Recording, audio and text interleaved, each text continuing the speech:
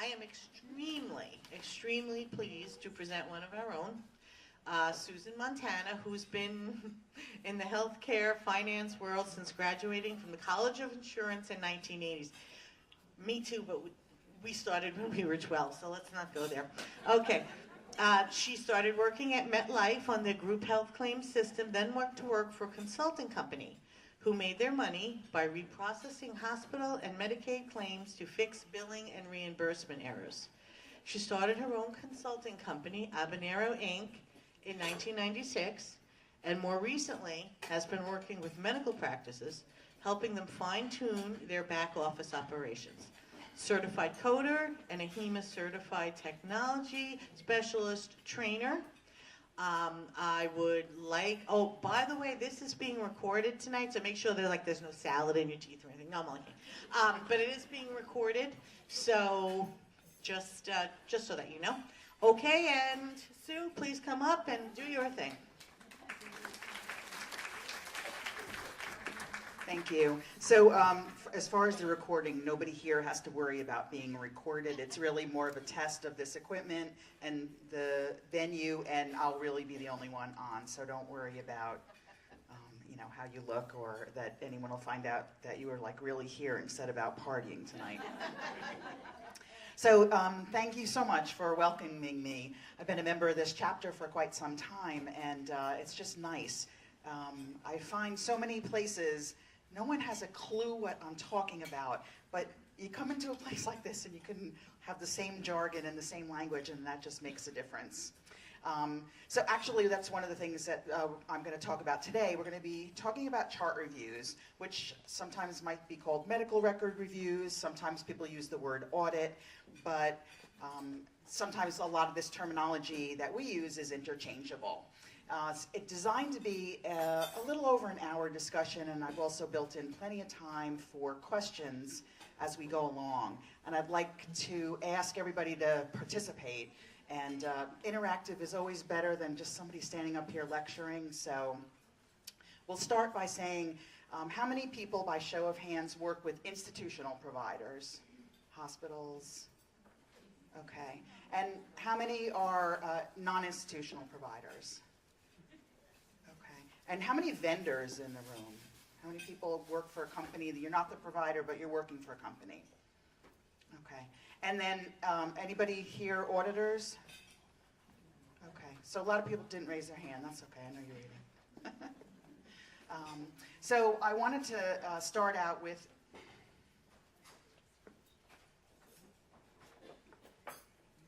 I didn't do anything. Okay, there we go.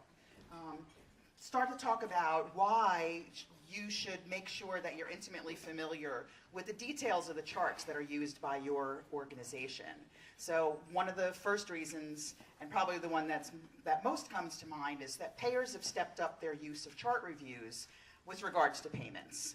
So they used to mostly focus on the institutional providers auditing the hospitals, but now with data mining and all the technology that's available, it's very easy for them to just cast a wide net and audit any provider, from the smallest providers.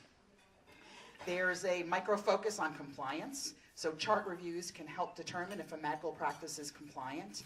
And litigation, right? People want to see charts because of lawsuits or malpractice.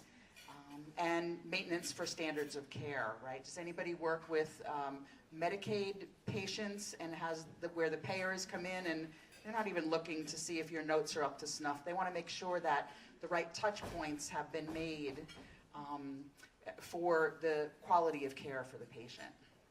So anybody have any other reasons, any other audits that have been done? Yeah, so the payers are being audited by the feds. So you might get a request that says, we want to see everything from eternity on these 7 patients. Don't worry, we'll send someone in there to copy the records. The payer is being audited. Those are risk adjustment audits. So yeah, there's a lot of different ones. Everybody's interested in scrutinizing your documentation. So hopefully by the end of our session today, you'll be able to know what's a chart review, who should be doing them, why, how to manage the process, how to conduct one yourself, and special considerations for external reviews, right? If you're doing it yourself internally, you're the boss, you're calling the shots, but when there's an external review, there's other things you want to take in mind. And then what do you do when you're done, right? What do you do with those results? So I often find people have a preconceived notion of what a chart review is and why should you perform one. So the first part, again, this is one of those, when you're working with an audience like this, you have less to explain. But a medical record it's a legal document, and it's not just the progress notes for a particular visit, which sometimes people think that's what the medical record is. It's the whole collection of information that pertains to that patient. So it's a complete medical history. And what is it? It's really measuring any aspect of healthcare or services that were provided. So you could be performing a chart review for just one encounter, or it might represent all or part of a patient's medical record. The point is that the data that you're reviewing should be accurate and needs to be available in the medical record. It's also important to note that a chart review involves reviewing data that might be deemed confidential.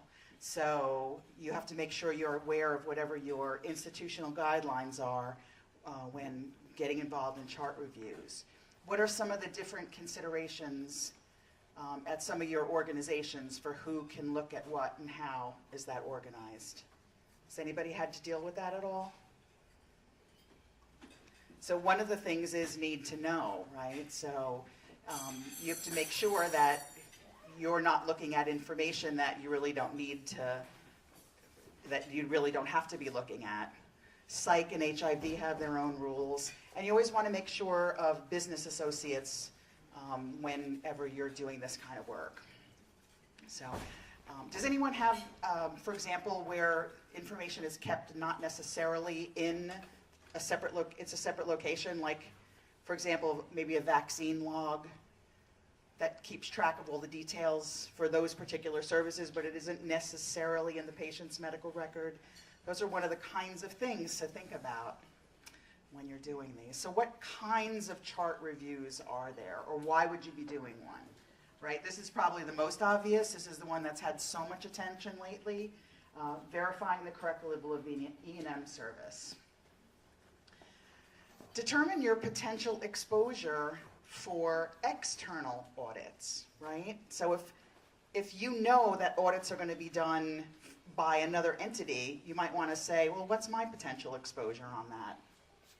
You might want to make sure that your organization is providing the level of care that your contracts require you to. You might want to take a look at a certain payer's denials, right? Maybe you might be one of the providers that does a particular procedure a lot, and you've determined that they've got something wrong in their system. They're not processing it correctly or paying it correctly. And meaningful use. Has anybody been involved in any of the meaningful use audits or reviews? Are they internal or external?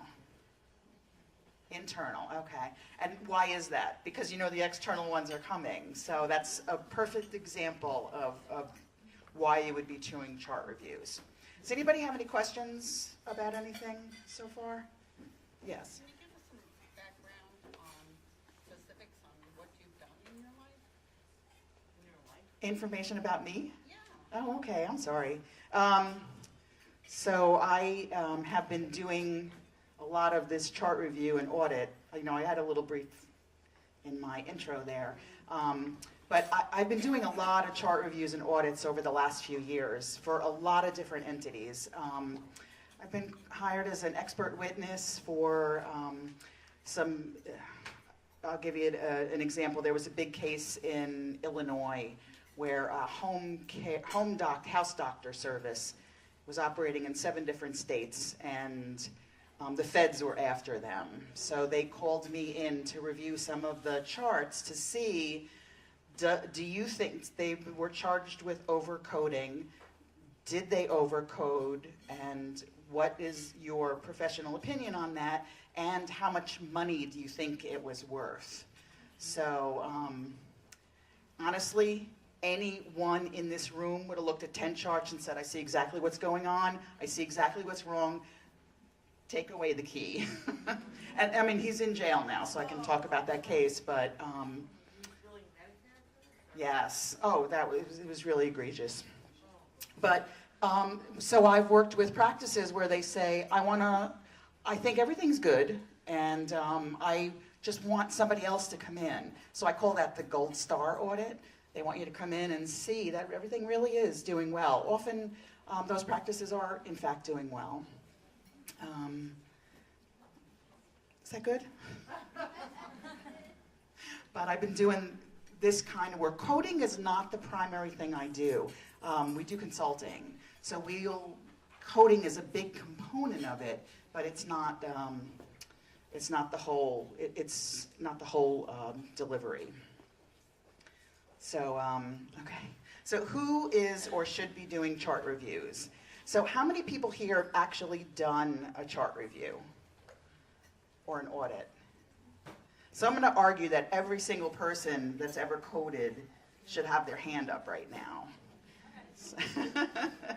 Because if you really think about it, well, hopefully through this you'll see how you're all really doing auditing and reviewing as you go. So what kinds of reviews are there, or who's doing them? Externally, we've got payers, and these are the different kinds of things that they're looking for. They're looking for compliance. Anybody been involved in any of the HEDIS audits? Yeah, okay. Fraud and abuse, right, the F word. There's a lot of people looking for that, and for good reason. There are a lot of people that aren't doing the right thing. External reviews, there's government agencies. Here's just some examples of different entities that are doing external audits. And a lot of them are governmental, but others are contractors. So when you're working with OIG or OMIG, those are state or federal employees. But when you're working with, for example, the RACs or the ZPICS auditors, those are contracted out. It's just a different entity. Commercial payers are a totally different animal, mainly because they're not transparent, right? If you need to know something about Medicare or Medicaid, it's all written down, it's documented, you can figure out what you are or aren't supposed to be doing, what the penalties are, what the time frames are. It's not always so easy with the commercial payers. They really don't want to give that information out a lot of times. There's all different kinds of health service organizations. Is anybody familiar with what that means? For example, does anybody bill PT? Who are you actually billing, or who are you actually coordinating the services with?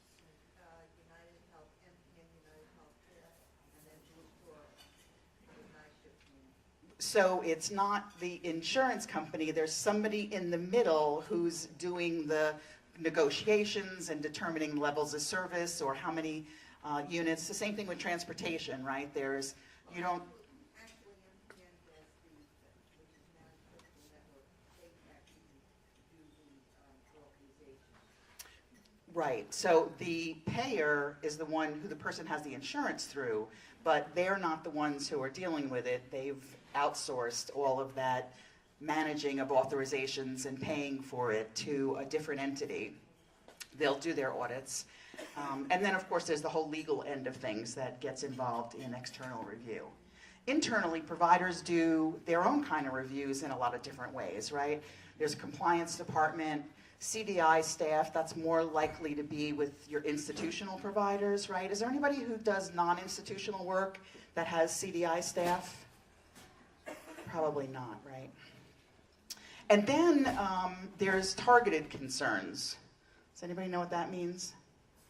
Anybody ever been at work and something comes up and it's delicate, or a personnel situation, like something's wrong but nobody's trying to talk about it, but you got to get to the root of it and figure out what's wrong, whether it's an employee that did something wrong or a provider that might not be doing something right.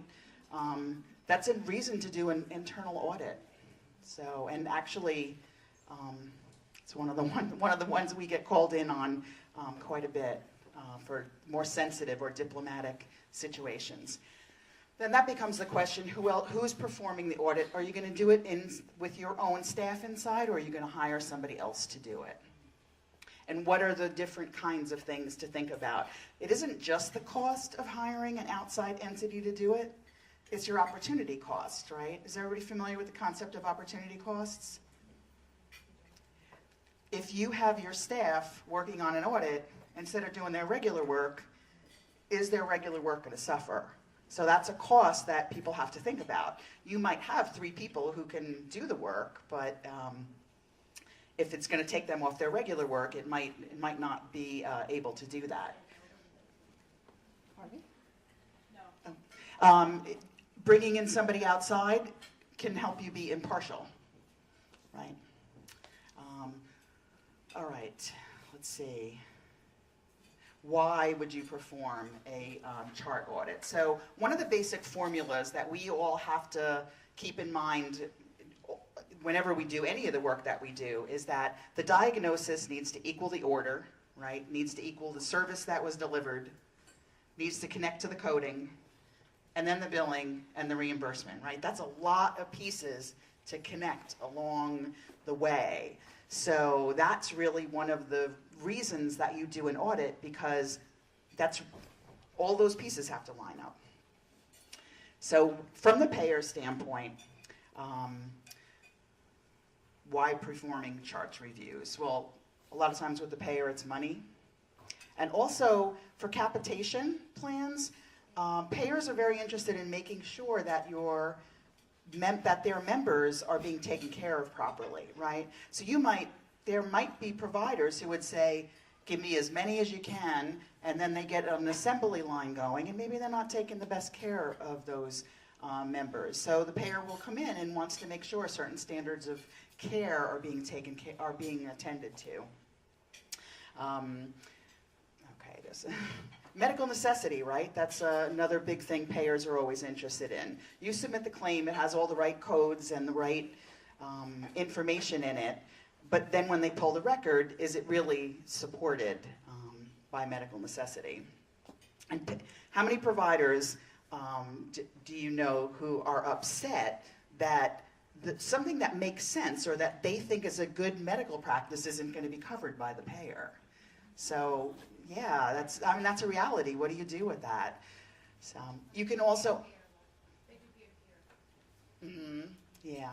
And then another thing that you can do with the reviews is analyzing outcomes, right? One of the big things that's coming up now is are mammographies and colonoscopies all they're cracked up to be from a preventive standpoint, right? We've kind of accepted those as important to do for everybody. Make sure there's right payments, research anomalies, and of course payers, right? They're always interested in the profit margin is a key for them. So they need to make sure they're not paying them. So why perform them? This is just kind of a list of reasons why you would perform. Let's say you're doing an acquisition. You're going to bring in some new providers. Or maybe you're a hospital, right? And hospitals now, or they've been doing it for some time, bringing in providers. You really need to look under the hood and see what's going on in that practice. How well are their coders and billers interpreting and translating the notes, right? You need to know where you stand. If there's an external review, you want to know what are they going to find when they come and look at our notes. And another reason to do an internal review from the provider's perspective is it isn't always bad news, right? Sometimes you want to do an audit to make sure you're capturing everything that all the reimbursement that you're entitled to, particularly when there's code changes or when there's reimbursement changes. So for example, when the codes change and all of a sudden guidance or sedation is included in the coding, the reimbursement rate goes up for that because the service has been bundled in.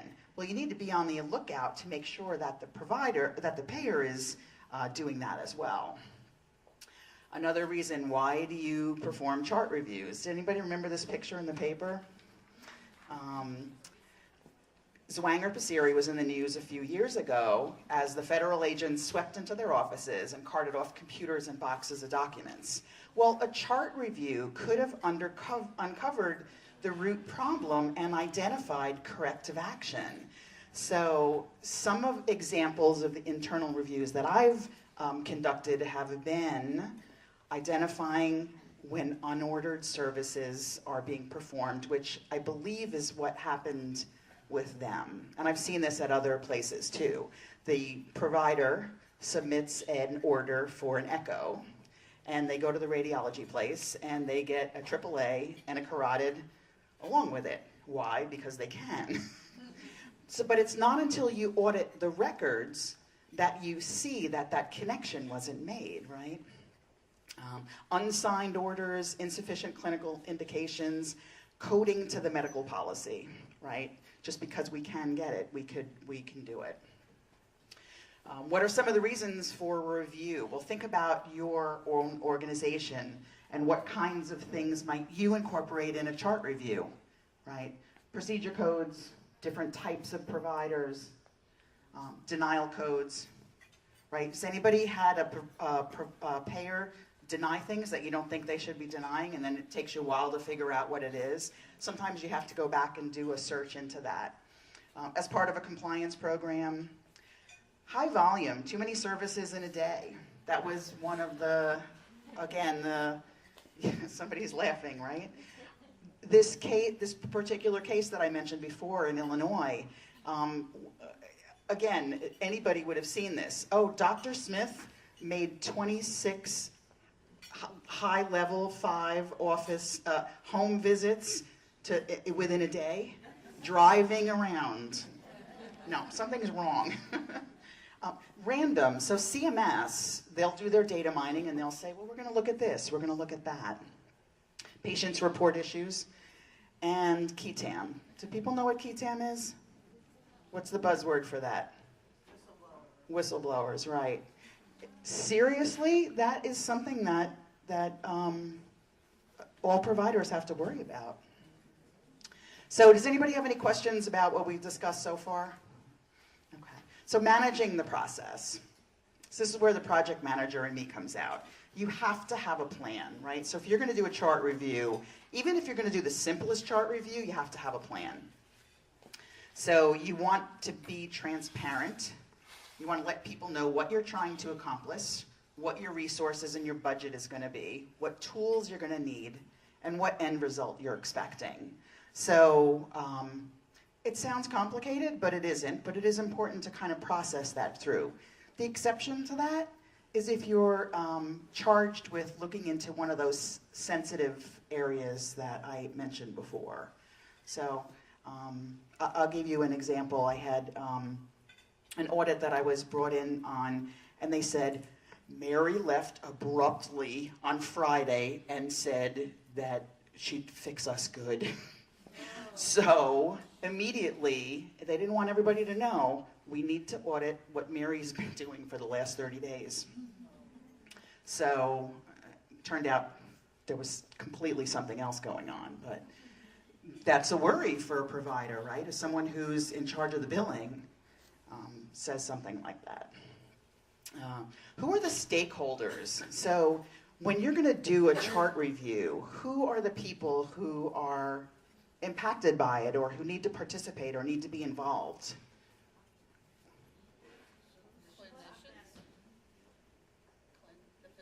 The physicians, yes. Who else? Yep. Yep. So you guys know all this, right? The physicians, coders, administrative staff. You might want to have your administrative staff be the ones to do all the printouts on the computer and compile everything. Patient accounts is really more of a institutional. If you're in a hospital, you know patient accounts is going to be involved in everything. Decision support, right? So if you need to say, I need to figure out everything that Mary worked on in the last 30 days, your system might not have a report that does it easily. You go to your decision support people and they'll help you with that. They can also do things like generate trend reports or look at different things. Really everybody can be involved in chart reviews. Okay, so the financial impact analysis. One of the things you need to do is figure out, when you do this, what are the potential financial impacts, and there's quite a few of them, right? So there could be issues with the revenue cycle, right? I know we have some revenue cycle people here. If you determine that your operation has been upcoding or downcoding 10% of the charts for E&M, what does that mean in dollars to the organization over a year, right? So those are the kinds of things that you can get out of doing a chart review. If you're going to hire somebody outside, that's a cost. And adverse determination extrapolation, do people know what that refers to? When you have an audit from a payer, let's just say they say, this year analysis for $2 was not supported. You might say, $2, take it. I don't even care, it's not worth fighting for it. But then when you find out they're extrapolating, that $2 UA might wind up being worth $40,000 when they extrapolate out and estimate how much they think you've been cheating them over the last 5 years. So that's another thing to just keep in mind when you're doing these. What's the impact? In general, you want to just always be in tune to PHI as well. If you notice it in the chart that it was released, you want to just make note of whether it was a proper release. Specialties, right? There's different things, and here's where we start to get to some of the things that I left on the tables. Different specialties are going to require different issues. So what you need to do is you need to make sure, first of all, that your reviewers have the level of familiarity required in order to do the chart review, or whatever review is that you want them to do, right? So who here has a specialty or something they've been involved in that's different from everybody else, that's other things you have to kind of keep track of? Podiatry, what are some of the kinds of things? Medical necessity, frequency. And there's medical necessity, frequency, and there's all these kooky codes that you have to use, right? These kooky modifiers. Nobody else has to keep track of that nonsense. Excuse me, those important pieces of information. Anesthesia, right? It's complex, it's got unique coding requirements, precise time, substances, amount of recording. Pediatrics, right? You have to know all about vaccines and counseling. Radiology, right? Radiology is really a tough one. How many people here do radiology? Have you been involved in any chart reviews at radiology? There, talk about the diagnosis having to connect all the way through to the reimbursement. That starts with the referring provider. And again, you asked about what are some of the projects that I've been involved in. So radiology projects, where they don't just ask for a copy of the radiologist's report. They want to see the E&M note from the referring provider that supports the medical necessity for doing the radiological test. In addition to, they want to see the order.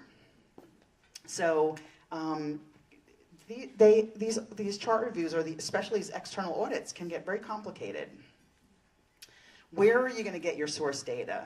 So this is, again, something that sounds really simple, but when you're planning to do a chart review, you really need to think this through, right? Is everything electronic? How many people are really, everything is electronic? Anybody? Everything is electronic. There's no paper. There's no thing swirled around. A fax comes into the practice and it goes right into the EMR. That's great. A lot of places aren't quite there yet. I see a lot of people shaking their heads. You would be surprised how many think they're automated, but they really aren't when you get to all the different pieces of paper that need to be, right, faxed orders. And then you need to figure out, okay, what am I going to do with my output for my chart report? Is it just something simple I'm going to do internally and just have a pile of papers or a little checklist? Is it something that I need to put on CD to send out to Medicare in their ADR process? And what's my quality assurance mechanism going to be? So, anybody have any questions about anything we've talked about so far? Yes. What if you educated the doctor about the E&M code and constantly thinks that he's a level 4? Like, how do you let it overturn? So, does anybody have a provider who just knows in their heart of hearts that every one of their patients would be dead if it wasn't for them, so everyone is a level 4 or 5? Okay.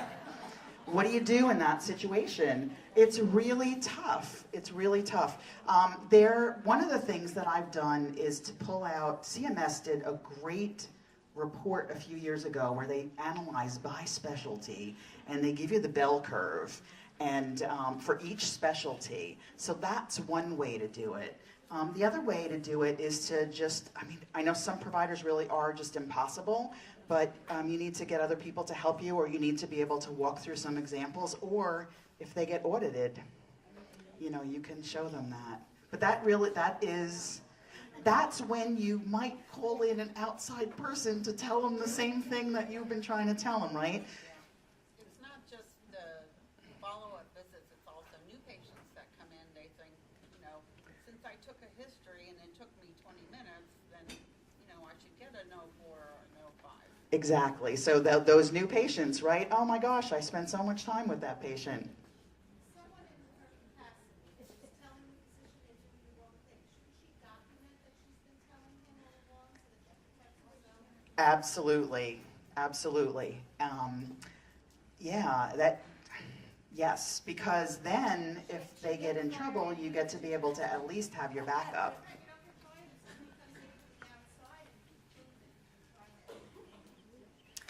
So I'll tell you, one of my biggest requests comes from, I work with a lot of billing companies, and the billing company will say, the doctor's wife called, and her friend told her, right?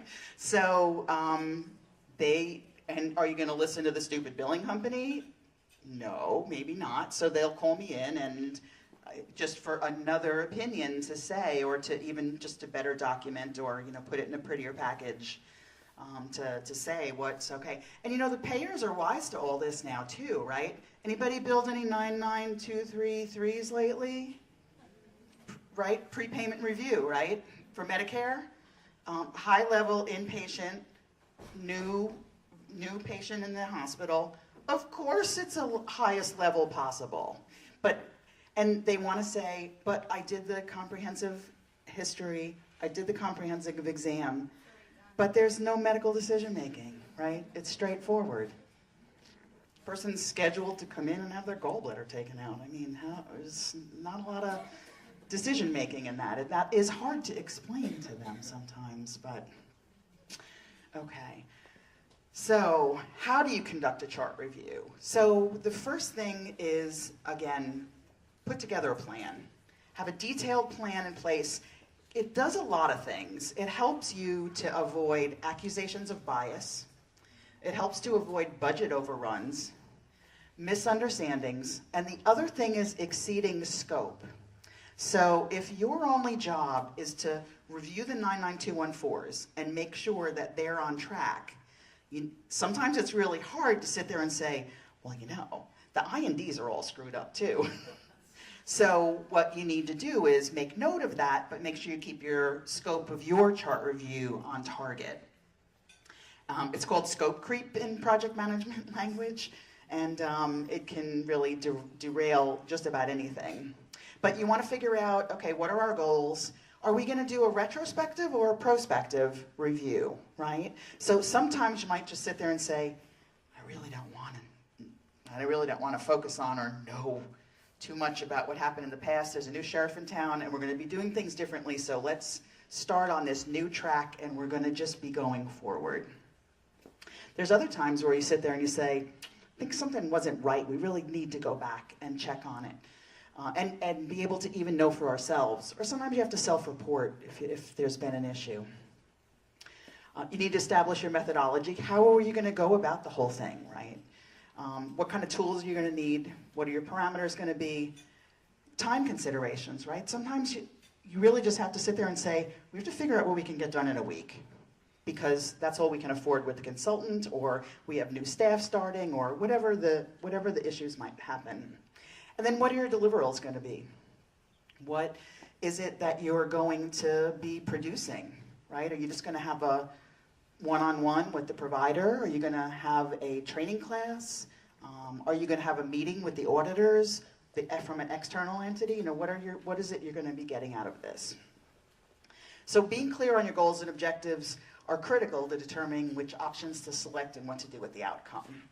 So there's often a lot of overlooked advantages in working with government payers, and one of them is transparency, right? So has anybody here ever looked at the OIG or the OMIG work plans? What's really good about them is they tell you exactly what they're going to do, when they're going to do it, and how they're going to do it. So I was brought in to help with transportation audit for New York State Medicaid. That was the rules that it was under. Well, DOH has an entire audit protocol for how they do a transportation audit. Same thing, private duty nurse. I did one of those earlier this year. Same thing. This is what we're looking for. This is how we're going to connect all the pieces. These are all the requirements that need to be there. So it really helps you put together a plan. News reports about similar providers, again, are Zwanger, Passeri. I remember when that first came out, I was like, I got to know what happened. Which specialties they're targeting, bell curves, right, skewing to the highest code, right, when you have too many people, too many 2s, 4s, and 5s. Does anybody have a provider that says, I don't want to be overcoding, everything's a 3? That's a red flag as well. So, and then there's anecdotes that certain providers need to be reviewed, right? Those are the other kinds of things that you can look at. Why is it that 90% of Dr. Smith's patients wind up going to surgery, but all the rest of the doctors in the practice, only 40% of the new patients wind up going to surgery? Maybe nothing is wrong, but maybe we should understand why that's happening. Prior audit findings, right? What happened in prior audits that we want to check and see if it has been corrected, right? What might be some other things that anybody might have? Mid-level providers, absolutely. That's definitely something to take into consideration. You might want that to be one of your criteria. Audit or review. Does everybody know what the difference is between an audit and a review? Oh, okay.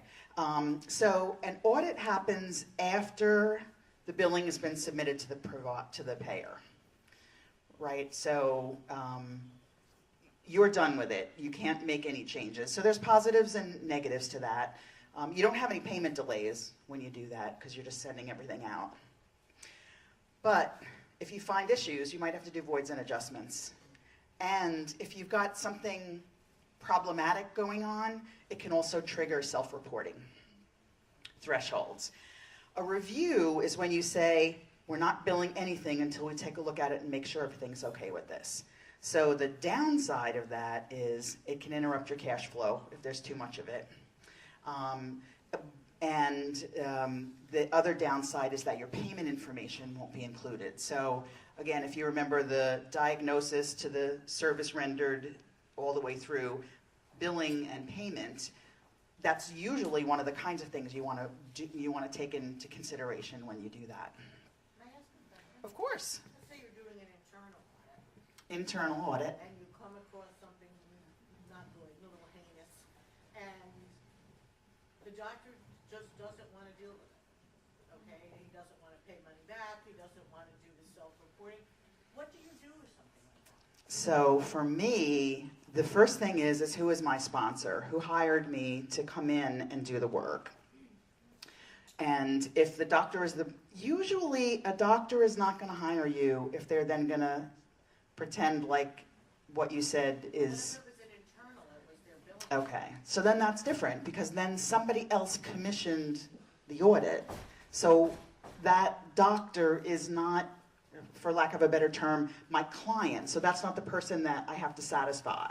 So I would take that to whomever I was working with. And as a matter of fact, that should be part of your audit plan. We'll get to that. But you always want to have an escalation. What do you do when you look at something and you say, we have a huge problem right here and it's got to stop today? That happens.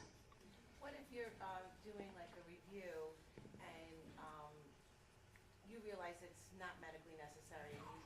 Are you accountable as a CPC in the office? So if you're doing a review and you identify something that isn't medically necessary, and what's your responsibility to account for that?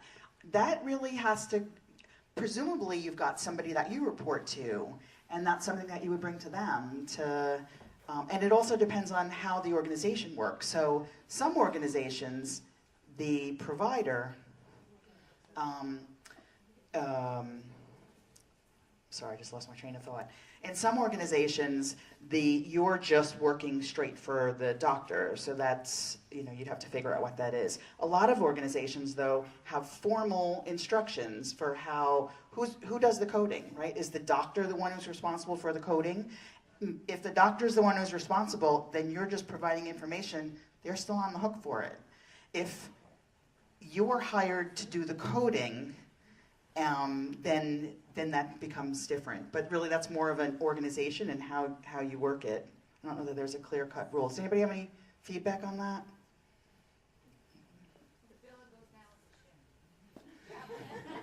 The biller doesn't always go down with the ship. All right. Okay, that's the difference between audit and a review. So the next thing you want to do is you want to define your methodology and tools. So how are we going to do this, right? Are we going to manually select charts, or are we going to have it done in some systematic way? Are we going to use a spreadsheet or a formal audit tool? Now here's where I brought some things onto the table that you can see. They're examples of audit tools, and I see everybody picked up the big legal colored printed page. That is an example of a spreadsheet. So that wouldn't be something that you would print out, but that would be, that's actually the one that I use for radiology. Because there's so many touch points in radiology, right? You want to figure out what tools you're going to use, what data you're going to capture. How are you going to organize it? Are you going to go on-site? Are you going to dial in? Is somebody going to, again, something that happens, if they want to keep everything on the hush, maybe someone's just going to make some copies in the middle of the night and send them to you, and then you'll do them off-site at your location. What kind of metrics are you going to capture, and what is your escalation protocol going to be if you come across any red flags? And you want to have that clear before you get started, because it doesn't happen all the time. It doesn't even happen often, but when it does, it's you usually want to get it. You usually want to get it. You don't want to have to sleep with that, right? You want to get that off on somebody else's plate. And again, how are we going to verify? The diagnosis equals the order, equals the service, equals the code, the bill, the payment. Like that's that whole continuum that's always kind of in play here. Selecting a sample. How are you going to figure out which ones you're going to look at? Well, when it's an external review, it's picked for you, so you don't have to worry about that. But there's lots of different ways to select a sample depending on the kind of review you're doing, right? And there's a variety of different kinds of reviews, and I put them up here. The how are we doing review, that's what I call the gold star. I think everything's fine. I just want someone outside to come in and take a look. Formal compliance review. There's nothing wrong, but our compliance plan says we're going to do this every year, so it's time to do it. Someone else we know had a problem. That's our radiology issue. We think we have a problem, right? Mary, on her way out on Friday, made us think maybe something is wrong. Or we know we have a problem, right? You realize that your billing company has been making a mistake for the last year, or something. They're not usually evil intended things, but all of a sudden you realize something's been a problem. Gathering your resource materials. So there's all kinds of information out there that you can use in a chart review, and I just put a list of some of them up here. What are some other things that people have used when they're doing review or making sure everything is right? Right. These are some of the things I use.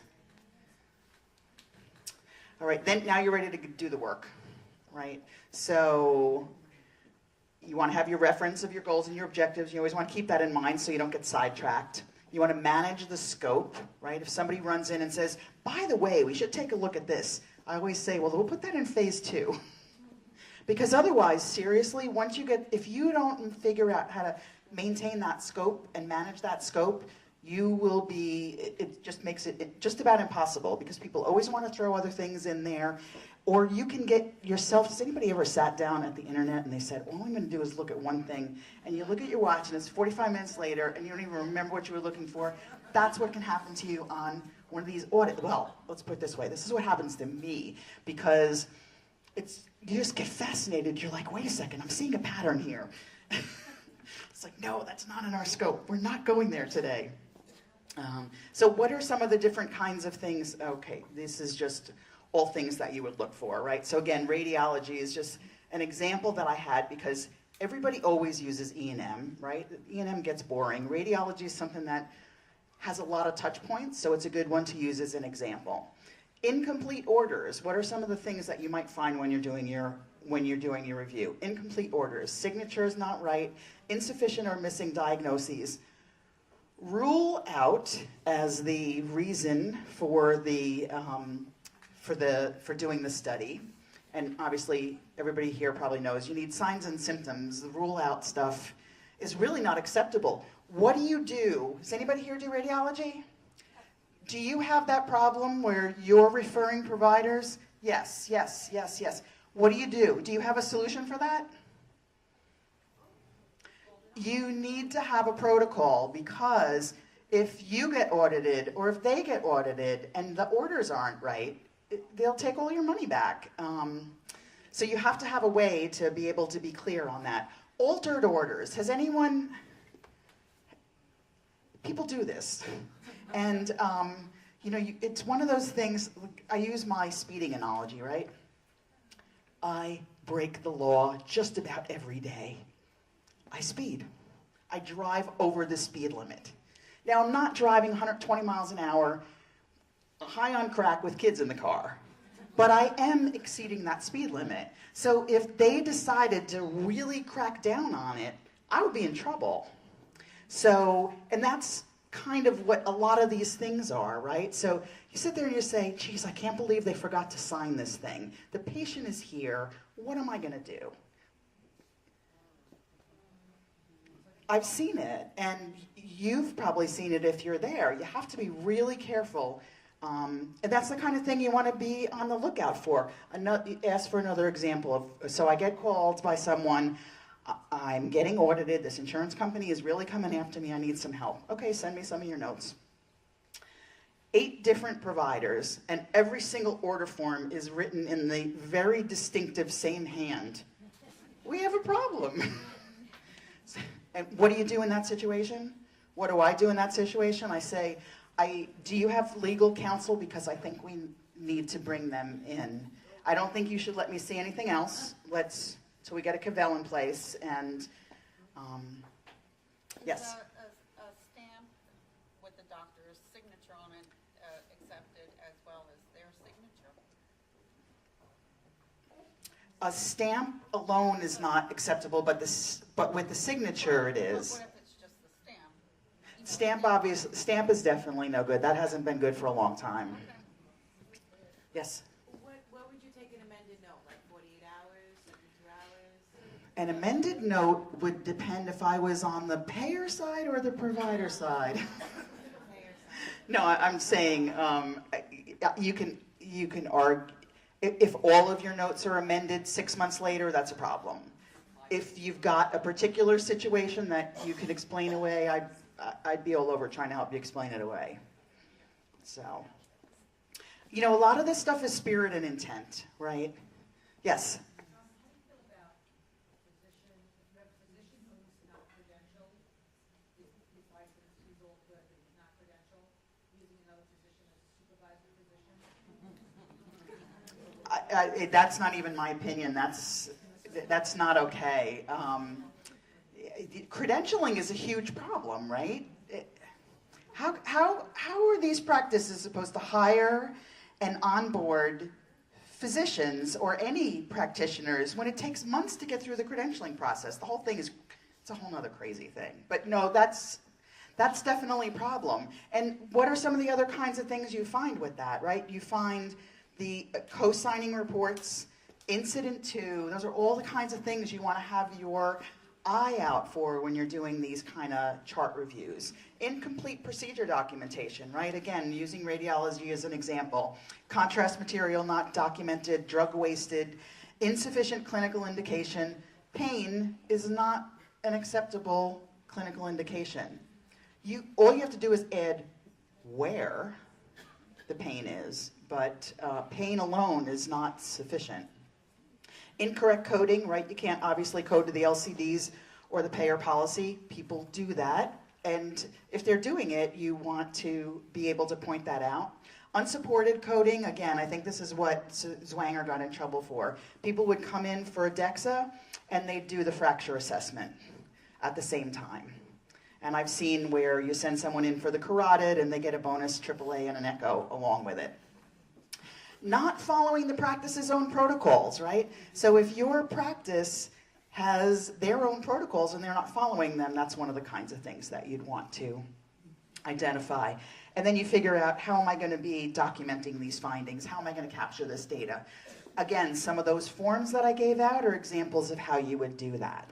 So the things that I put out were some checklist stuff that we would use for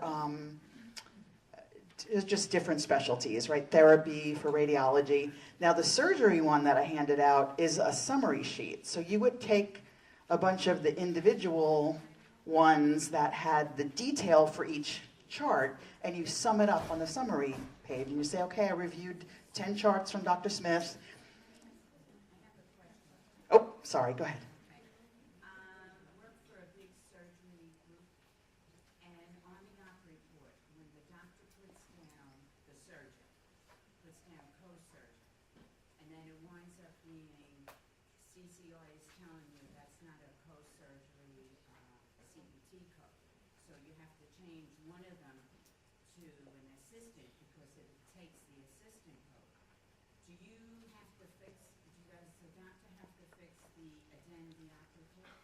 I will tell you that I would have to look that up to see what is the definition of co-surgeon versus assistant surgeon.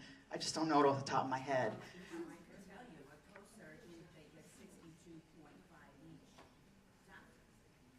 No, but reimbursement doesn't, but that's just a reimbursement definition. It would be more the...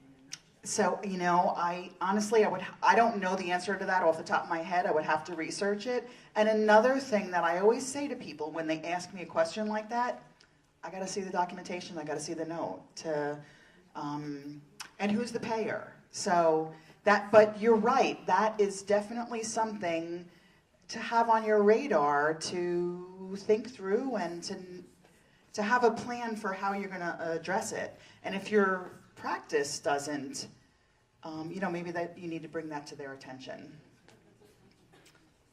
Was there another question? Okay. All right. Examples of documentation issues. So we've talked about a few of them. Here are just some others.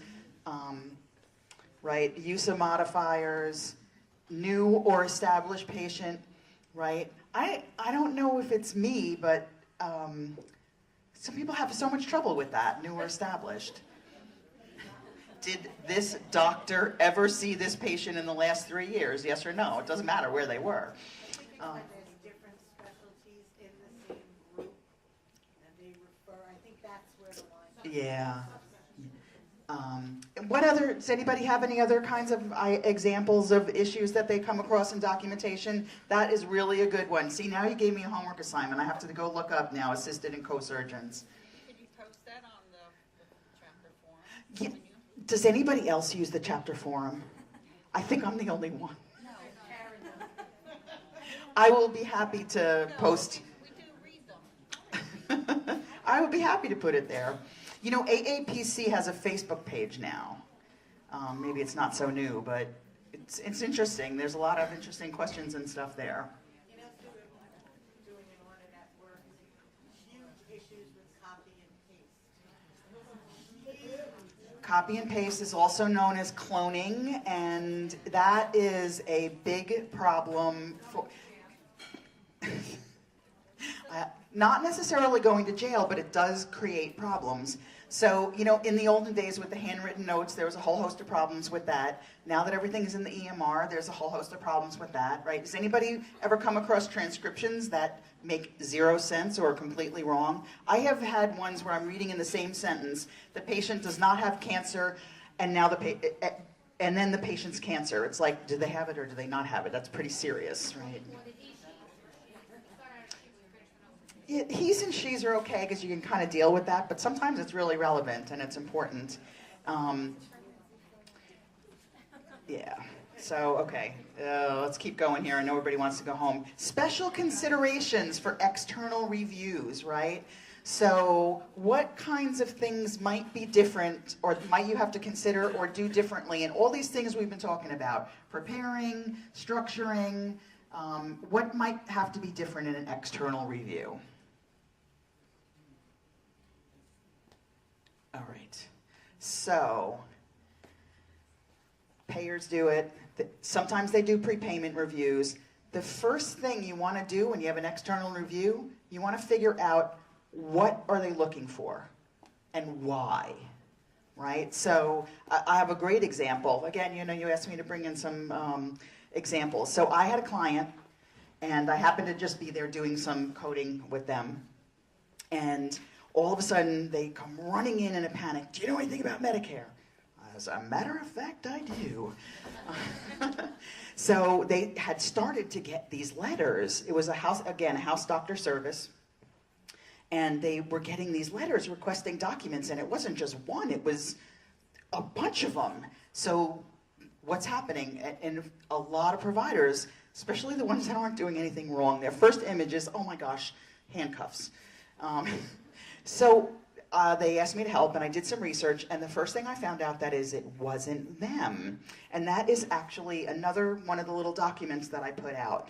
As part of that research for that project, I found out that CMS, or actually it was just NGS, our local, had done a little probe, and they had said, let's look at the level 5 house doctor visits.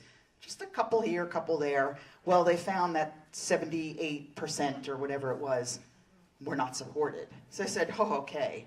And just think about it, if you're the payer, from a financial standpoint, 70% or 78% of the services that we're paying for are totally not supported. We're in big trouble.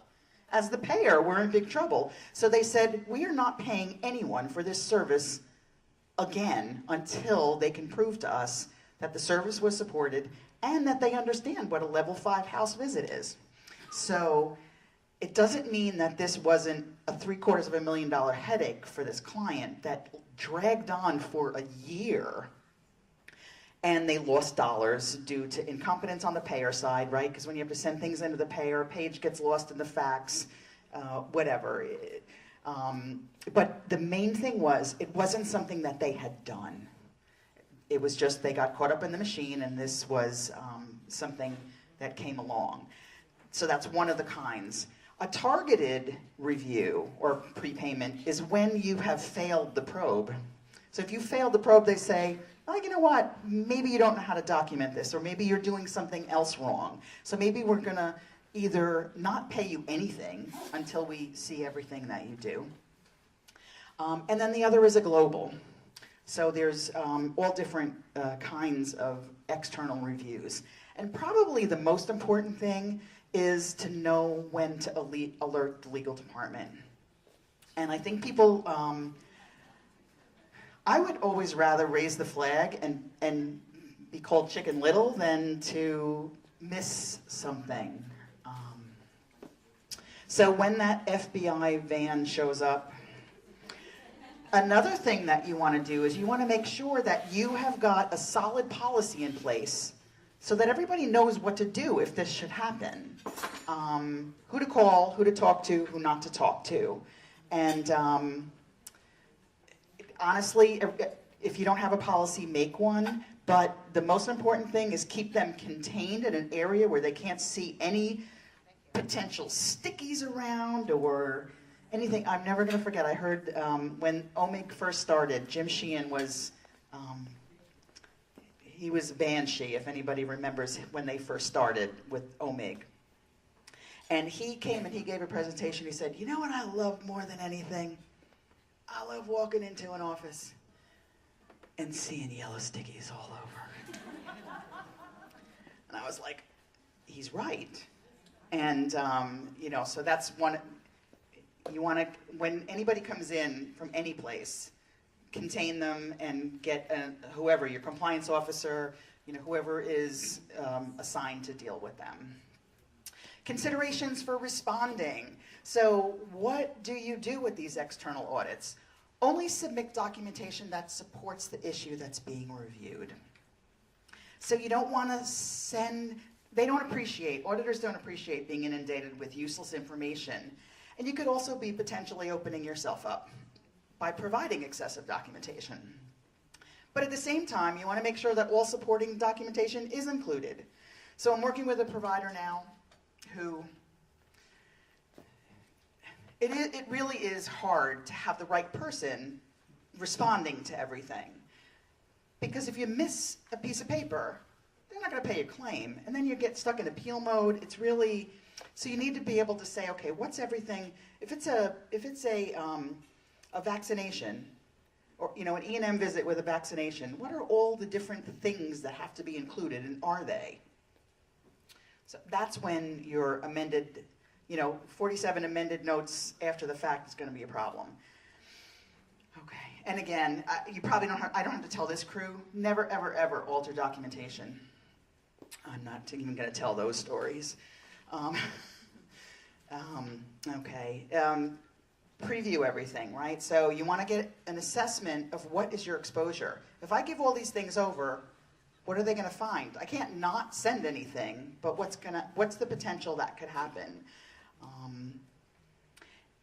And consider explaining things. So not everybody agrees with that, but if someone's got a time gap or things are missing, or if a particular provider's handwriting is horrendous, I would rather include a transcribed note along with the document submission than get a rejection for illegibility. And again, you know, never alter. You know, there are valid excuses for not being able to find documentation. So always ask for an extension if you are having trouble finding documentation. Send them everything that you have. You can always supplement it later. Preparing the package. So again, considering that your auditor on the other side is probably some poor schlump and all they do all day long is look at records. And if you want them to be finding in your favor, you want to make their job as easy as possible. So be as organized as possible. I always make very careful note of the sort order that the list, the document request came in, and make sure I'm in that same order. I actually get really crazy, like Felix Unger, with color coding things and tabs. Make sure things are single-sided. If you've got double-sided documents, single-side them, because not everybody's got a double-sided copier on the other end, and the last thing you want them to do is only get 6 out of your 12 pages to look at. Sometimes I go really crazy depending on what it is and have a table of contents and a cover letter. And the most important thing, keep an exact copy of everything that you send to them. Send it, register, return receipt, and keep it exactly as you sent it to them. I just can't stress that one enough. I go into a provider, they're like, oh yeah, we sent everything in. Okay, where's your copy? It's all in the system. How do you know that all 6 pieces of what constituted that particular record made it to the package? You don't.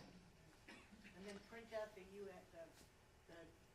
return receipt, go to the USPS site. Yeah. Get the delivery receipt, 'cause sometimes Yes. it doesn't make it. Yes. There's nothing better than calling and saying, well, I see that Thomas signed for it at 9:17. Okay. All right. Does anybody have any questions on what we've talked about so far? All right. What do you do with these chart review results now that you've got them? What are some of the things that might wind up happening for, hopefully everyone's kind of put through their head something they might do in their office or at their practice. So what are some of the things that might wind up happening?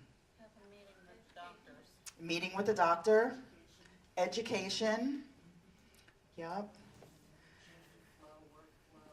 Workflow changes, absolutely. And one of the things not to lose sight of is, we talked about it a little bit before, underpayment, undercoding, underbilling scenarios. People always look for what's wrong in the payer's favor, but make sure you keep the provider's interests at hand as well. So one of the things that I always love to throw at an auditor when I'm in my, they don't call me Montana for nothing. I'll sit there and I'll say, oh, you're saying that visit wasn't correctly coded? Because I'll see it really should have been a 4 and the provider only billed a 3. I'll be like, yeah, well, how come you're not upcoding that one? Oh, that's not what we do. Oh, really? Well, that's not what the rules say. If you're looking to make sure that things are reimbursed accurately, and in your audit, you're seeing that you did not pay for my procedure that was in fact properly documented when you originally done it, well, guess what? I expect you to reimburse me for that. And if you're extrapolating, I want that to be included in the extrapolation numbers to increase them as well.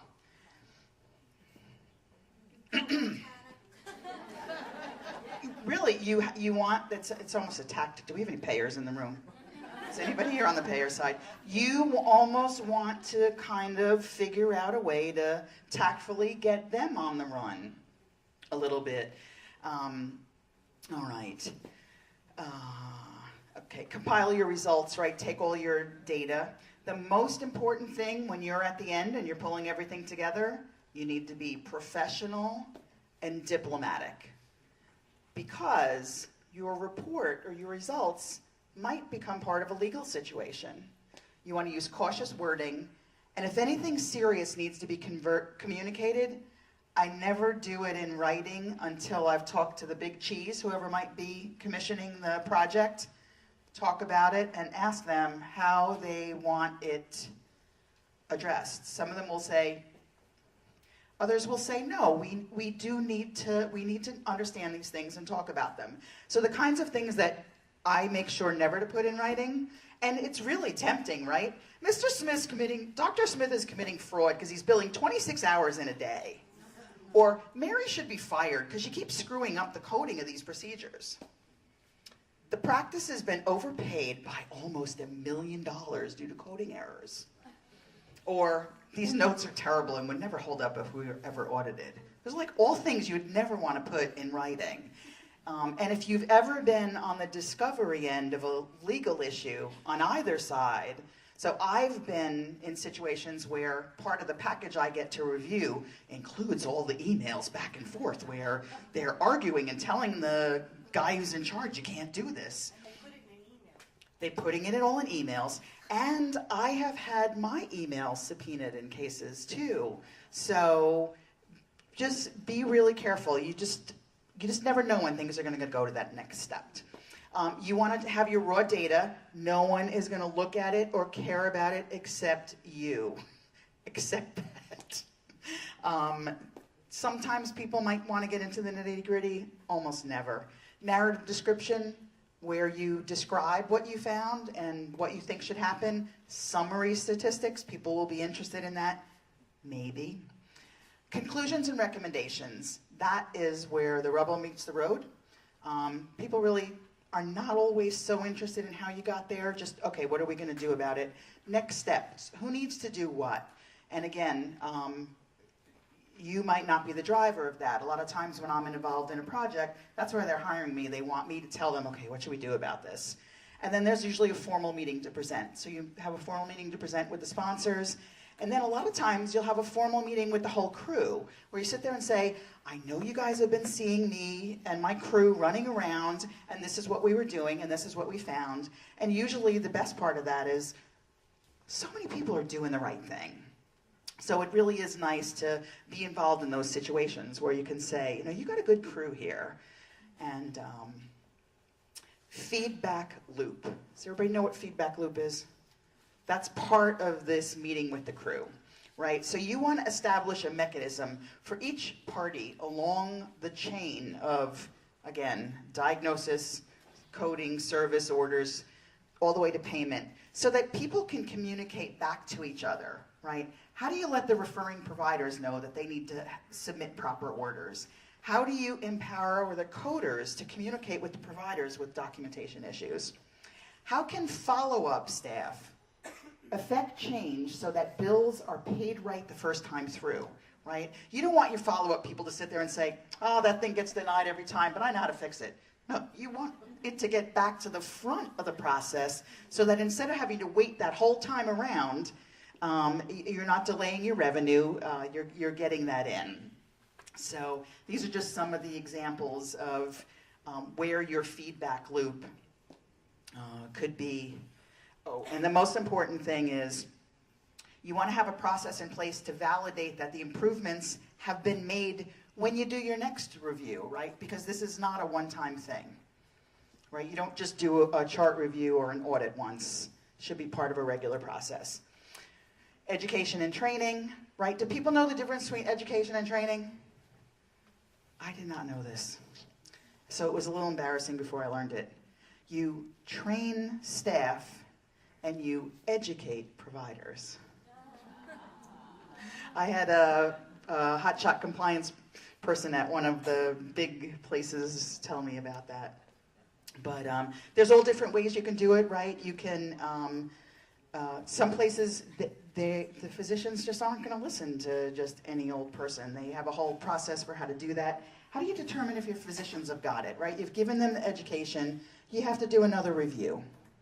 So you always have a built-in review. And you know, it can go all the way to the beginning with the scheduling staff, right? You have patients call in, well, why are you coming in? Oh, I'm just coming in for a follow-up. Oh, you're coming for a follow-up on your diabetes, aren't you? Okay. So, you know, if you get everybody to kind of have that mindset of how do we get everything right all along the way. If you're going to train your coders, you guys know all the things that are available, right? You got online courses, live training. You can hire people to come in and do customized training. I've done some of that too. I think there's probably a lot of people that do that. You know, and billing companies. I've done training for billing companies staff. You know, they want their staff to be able to do things at the next level.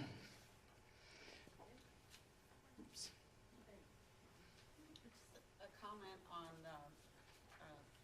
when the patients come in, they're telling the appointment staff one thing, and when they get into the room, they tell the doctor a whole different thing, and they're doing a whole different procedure.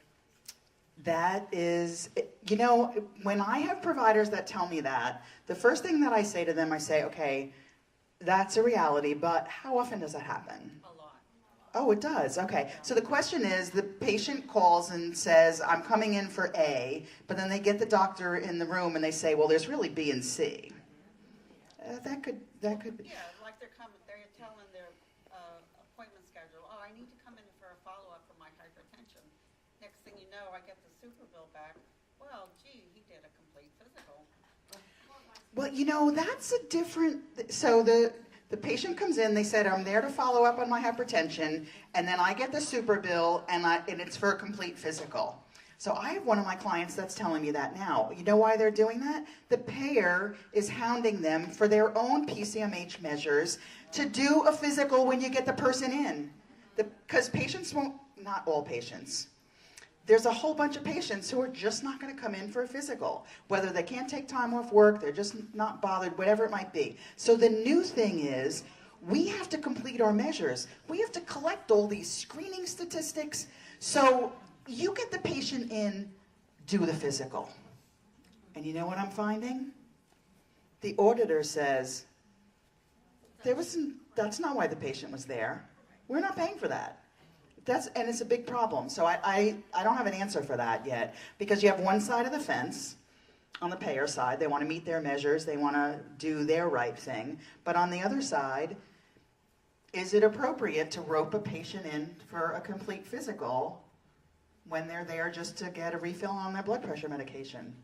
I don't know that there's an answer for that. What are some other kinds of things you can get after you do your chart review? You can say, you know what, some of our forms need to be fixed. That stupid screen on the EMR needs to be fixed once and for all. Or we need to put in some new things. One of the things that I find a lot, primary care and pediatrics don't do enough time-based coding. So you might say, that patient came in and there was really nothing wrong with them, but I spent 40 minutes. Whatever, the parent was upset about something, or there's something going on, or they couldn't straighten out their medications. That is time-based. I spent X amount of time with this patient, over half of which was counseling and coordinating care. That should be in every provider's template, so that in the EMR template, so they have the option of being able to pull that up. Maybe your super bills need a little tweaking. And then you add issues that you're going to review next review that you do, right? So you keep a running list. You know, next time we do this, we didn't look at all the I&D procedures this time, but I did notice, I think that could be done better, or I think we might have a problem with that. You didn't lose your focus on this audit, on this review. It wasn't something that raised a huge red flag, but it's something to consider for next time. So, we're really going to just like sum everything up, which I don't know that you guys really need, but does anybody have any questions? All right. You know, what's at stake here? There's all these really important things, and there's all these different strategies, and I guess I really can't say this enough. We really need to have a formal process. You need to be able to sit there and say, this is when we're going to start, this is when we're going to finish, this is what we're looking for, these are the tools we're going to need. Project management, it's my middle name. And resources, right? So there's all these different great resources. The woman who asked me about the assistant versus the I'm not going to be able to sleep tonight now until I look into that. But here are some of the resources that you can use. So AAPC, I think, has, I don't know if I need to shill for them, but they have this audit manager, and they have audit services, they have online training audit courses. CMS, I didn't put the link in here because, has anybody ever tried to get a link off the CMS website? It winds up being like 19 lines long and the link never works. But if you just Google CMS Self-Audit Toolkit, they have a great, you know, the Learning Network stuff, it's a really good one. I like that one. NGS, right, that's our Medicare MAC. They will tell you, what are they looking at right now? What are they auditing? And then they'll tell you, well, you know, the results for April, May, and June are in, and this is what they are. And you'll be able to see what were they looking at, what codes, what specialties, and how the providers fared, how many charts they reviewed, and what they found. This is a little book that I got. I don't remember if I got it at the AMA symposium or whatever, but AMA's Medical Record Auditor. It's a nice, actually pretty good, I thought. Payer websites. Payers have, a lot of them have so much really good information online that you can see how do they want things, what kind of documentation. MGMA has good stuff, and then of course the shameless plug from me. So does anybody have any other questions about chart reviews? How'd you get the name of your company, Habanero? It would have been easier to name a kid than You know, we actually, my fella here, Bob, he and I formed the company, I think in '96. And in that day, it was the one word that made people say, oh, what's that? You know, Google, Excite, Habanero. So, it's the hottest pepper in the world. And it's also the name of my boat. But, Well, it sticks. I always remember that name and I'm associated with you, so it works. I know, I didn't realize it was going to be a good branding tool.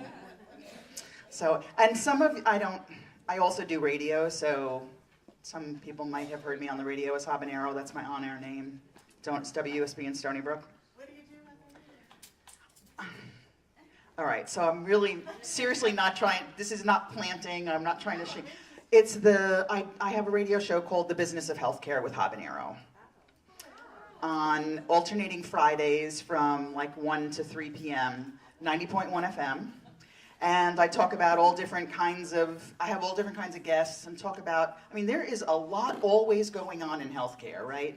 All the changes, all the controversies, all the arguments. So, When is that? Every other Friday? I'm on this Friday. And as a matter of fact, if my guest recovers from being sick, it's going to be an attorney, and we are going to be talking about payers, what to do with these payer audits.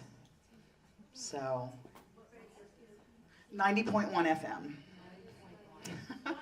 I honestly did not plan to pitch that. 1 p.m. Actually 1:30 to 3 p.m. It's community radio, so there's always changes going on. Does anybody else have questions about?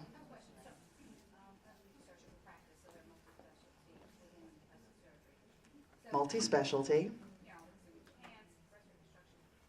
So we send our claims out paper because if you send, the big surgeons, then electronically, they don't want paper. So we send a paper with the path report and, the authorization that say HIP, Rambling Healthcare Partners, or Oxley One. As soon as we send it, next thing you know, we get a letter from AuthorNet, famous AuthorNet. And AuthorNet, I looked the medical records. We're like, the argument is, it could take 4 to 6 months to pay, honey. So now the argument is we sent it attached, stapled to our 1500, it went to your office, they're certified mail.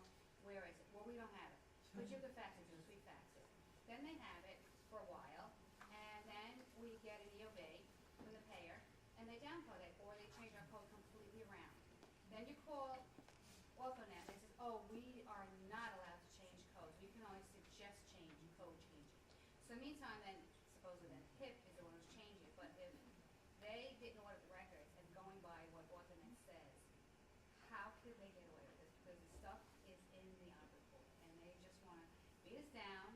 We're huge practice, and so we'll just say, okay, at least we're getting something. That's what it seems like today. And some of the stuff they pick is off the wall. So the issue is the provider is billing on paper and sending in all the documentation proactively for complicated surgery cases and through OrthoNet, and then the payment winds up getting downcoded. So honestly, that is out of the scope of this discussion, but that is. And what's crazy, it seems like healthcare partners or certain plans or some certain payers, you have to have every specific code in the authorization and pre-approved, otherwise they're not going to pay it. So meantime, they're throwing a code that wasn't even authorized, and then all of a sudden it's paying it. Meantime, Well, the other thing, when you get involved in those complicated cases, you don't necessarily know what you're going to find when you open somebody up, or you might wind up with a complication. But in those cases, what I've seen be successful is kind of muscle them back and class action them and lawyer up a little bit, and don't go on the claim-by-claim basis. Go after them on a group basis where you sit there and you say, you guys did this on, 173 of our procedures last year, and this is what we want out of it. And it becomes more of a negotiation as opposed to your level and my level, arguing over one by one. That's what the big payers do. That's what the big providers do. So, for example, Northwell gets what they want because they say so. So the same thing with the bigger providers. So if you've got a bigger provider and you've got a particular payer that's giving you a hard time, you muscle them back. Or you stop participating with them. I mean, there's a lot of different choices. Does anybody else have any questions? All right. So this is where you can reach me. And on your table, I left, I didn't want to kill 14 trees by making copies of every single thing. But if you leave me your specialty and your contact information, I'd be happy to send you whatever I might have for that specialty. And then, of course, you can always reach out to me. I'm, anything to not do my work. Well, I'll tell you, this was Thank you, everybody. fantastic. Wonderful. Really, really wonderful. I don't know, I really learned a lot tonight. Let's give her another round of applause. She's one of ours. Thank you so much. We really appreciate it. I'm going to bring Karen up here. She's going to pull the raffle. Thank you very much for bringing the canned goods. We're going to donate it to the Smithtown Food Pantry, and like we did last year. And they were very appreciative last year. And we thank you for your kindness.